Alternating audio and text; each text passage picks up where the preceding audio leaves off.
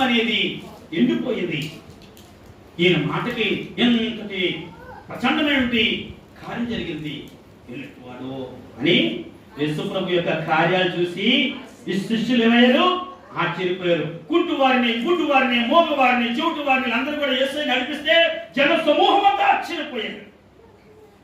ఇక్కడ శిష్యులు ఆశ్చర్యపోయారు. దేవుడు చేసే ప్రతి కార్యక్రమానికి కూడా ప్రజల్లోని ఏదో ఒక రకమైన ఆశ్చర్యం కనబడతా ఉంది. ఏదో ఒక రకమైన ఆశ్చర్యం కనబడతా ఉంది. ఏదో ఒక రకమైన ఆశ్చర్యము. ఆయన మాట్లాడితే ఆశ్చర్యం, ఆయన పనిచేస్తే ఆశ్చర్యము. దేవుని యొక్క కార్యములు ఆశ్చర్యమైన కార్యములు. ప్రభువా, నీ కార్యములు ఆశ్చర్యమైనవి, నీ పనులు ఆశ్చర్యమైనవి, నీ మాటలు ఆశ్చర్యమైనవి. దేవుడి కార్యములన్నీ కూడా ఆశ్చర్యమైన కార్యములు. అంజూరపు చెట్టు తక్షణమే అది ఎండిపోయేను. శిష్యులు